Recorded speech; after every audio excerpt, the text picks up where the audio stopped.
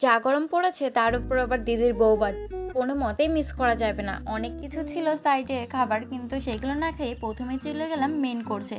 প্রথমেই দিয়ে দিল চিকেন শার্টে আর স্যালাড, খেতে বেশ দুর্দান্ত ছিল। পরে দিয়ে দিল গরম গরম নান আর চানা মটর। আমার কাছে এই নান আর চানা মটরের কম্বিনেশনটা বেশ ভালো লাগে, আর সাথে যদি থাকে পেঁয়াজ তাহলে তো পুরো জমেই যায়। পরে দিয়ে দিল গরম গরম ভাত আর ডাল, সাথে ছিল মাছের ঝোল। এত দ্রুত দিচ্ছিল ক্যাটারিংসগুলো যে খেয়ে পারছিলাম না, আর এই গরমের মধ্যে কোনো মতেই আমার পেটে যাচ্ছিল না। বোনকে পরে দিয়ে দিলাম। পরে চলে আসলো এই গরম গরম খাসির মাংসটা, যা দেখতে যতটা লোভনীয় মনে হচ্ছে তার থেকে বেশ ভালো খেতে ছিল।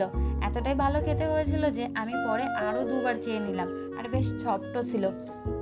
তারপরে শেষ পথে চলে আসলো চাটনি, পাঁপড়, দই, মিষ্টি, কিন্তু রসগোল্লাটা আমি দেখাতে পারলাম না। পরে দিয়ে দিল আইসক্রিম আর পাঁচ পাঁচ। ভিডিওটা যদি তোমাদের ভালো লাগে লাইক শেয়ার কমেন্ট